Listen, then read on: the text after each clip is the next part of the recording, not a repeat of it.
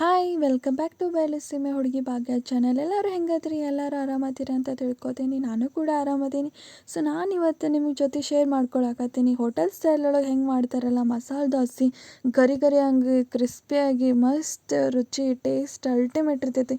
ಎಲ್ಲರೂ ದೋಸೆ ಹೋಟೆಲ್ ಒಳಗೆ ತಿನ್ಬೇಕಂತ ಹೋಗ್ತೀರಿ, ಬಟ್ ಅದ ಸ್ಟೈಲ್ನ ನಾನು ಅದ ಟೇಸ್ಟನ್ನು ಮನೆಯೊಳಗೆ ಮಾಡಿ ತೋರ್ಸಾಕತ್ತೀನಿ, ಬರ್ರಿ.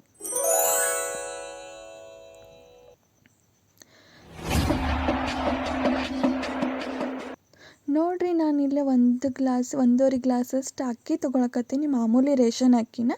ನೀವು ಅದೇ ರೈಸ ತೊಗೋರಿ, ಎಲ್ಲರ ಮನೆಯೊಳಗೂ ಇದ್ದೇ ಇರ್ತೈತಿ. ಸೊ ಅದೇ ಅಕ್ಕಿ ತೊಗೋರಿ. ನೋಡಿರಿ, ಇಲ್ಲ ಅರ್ಧಕ್ಕಿಂತ ಸ್ವಲ್ಪ ಕಡಿಮೆ ಅಷ್ಟು ಉದ್ದಿನಬೇಳೆ ತೊಗೊಳಕತ್ತೀನಿ ನಾನು. ಇಷ್ಟು ಅದ್ರೊಳಗೆ ಮಿಕ್ಸ್ ಮಾಡಿಟ್ಕೊಂಡು ಆಮೇಲೆ ಇಷ್ಟು ತೊಗರಿಬೇಳೆ, ಆಮೇಲೆ ಕಡಲೆಬೇಳೆ ಇಷ್ಟನ್ನ ಮಿಕ್ಸ್ ಮಾಡಿ ಚೆನ್ನಾಗಿ ಒಂದೆರಡು ಸಲ ವಾಶ್ ಮಾಡಿ ಇಟ್ಕೊಂಬಿಡ್ರಿ. ಸೊ ಅದಾದ ತಕ್ಷಣ ಅದ್ರ ಜೊತೆಗೇನು ಅದೇ ಟೈಮ್ ಒಳಗೆ ಇಷ್ಟು ಅವಲಕ್ಕಿ ನೆನೆ ಹಾಕ್ಕೊಳಕತ್ತೀನಿ. ಎಲ್ಲನೂ ನೆನೆಗೆ ಹಾಕ್ಕೊಂಡು ಸಾಯಂಕಾಲ ಒಂದು 5-6 ತಾಸು ಬಿಟ್ಟು ಆಮೇಲೆ ಇವೆಲ್ಲನೂ ಸೇರಿ ನುಣ್ಣಗೆ ಮಿಕ್ಸಿ ಹಾಕ್ಕೋರಿ.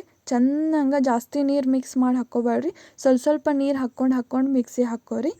ಈ ಥರ ನೋಡಿರಿ, ನಾನಿಲ್ಲಿ ಹಾಕ್ಕೊಂಡೇನಲ್ಲ ಮಿಕ್ಸರ್, ಈ ಥರ ಹಾಕ್ಕೋಬೇಕು. ಹಿಟ್ಟು ಈ ಥರ ಬರ್ಬೇಕು ನೋಡಿರಿ, ಇದು ತಿಕ್ಕಾಗಿರ್ಬೇಕು ಸ್ವಲ್ಪ. ಯಾಕಂತಂದು ನಿಮಗೆ ಆಮೇಲೆ ಹೇಳ್ತೀನಿ. ಸೊ ನೋಡಿರಿ ಎಷ್ಟು ತಿಕ್ಕಾಗಿ ಬಂದೈತಿ. ಇದೇ ಥರ ಸಣ್ಣಗೆ ಹಾಕ್ಕೋಬೇಕು. ಹಾಕ್ಕೊಂಡು ಮುಚ್ಚಿಟ್ಬಿಡ್ರಿ. ಬೆಳಗ್ಗೆ ನೋಡಿರಿ ಈ ಥರ ಆಗಿರ್ತೈತೆ ಅದು ಹಿಟ್ಟು, ಇನ್ನೂ ಸ್ವಲ್ಪ ಜಾಸ್ತಿ ತಿಕ್ಕಾಗಿರ್ತೈತಿ.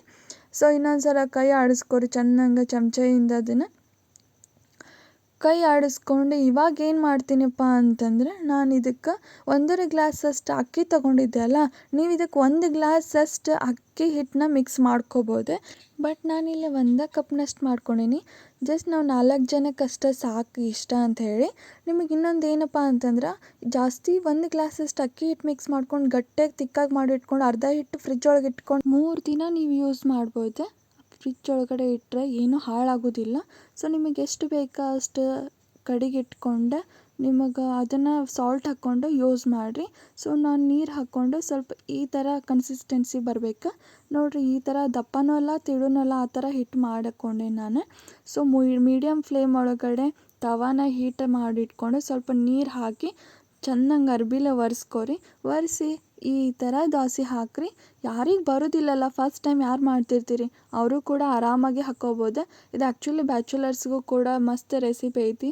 ಮನೆಯೊಳಗೂ ಕೂಡ ಟ್ರೈ ಮಾಡ್ಬೋದು ಅವ್ರು ಆರಾಮಾಗಿ, ಏನೂ ರಿಸ್ಕ್ ಇಲ್ಲ. ನಾನು ಎಷ್ಟು ಮೆಜರ್ಮೆಂಟ್ ತೋರಿಸೇನಲ್ಲ ಅಷ್ಟು ಕರೆಕ್ಟಾಗಿ ಹಾಕ್ಕೊಂಡ್ರಂತೂ ಮಸ್ತ್ ದೋಸೆ ಬರ್ತಾವೆ.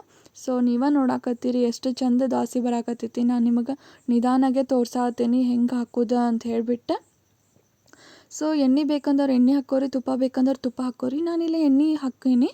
ಸೊ ಅದು ನೀವು ಆಮೇಲೆ ಏನೇನೋ ಗುದ್ದಾಡ್ತಾರೆ ಅದನ್ನು ತೆಗಿಯಾಕೆ, ದೋಸೆಗೆ ಅದು ಬರಲ್ಲ ಇದು ಬರಲ್ಲ ಅಂಥೇಳಿ. ಬಟ್ ಏನೋ ಗುದ್ದಾಡಕ್ಕೆ ಹೋಗ್ಬೇಡ್ರಿ.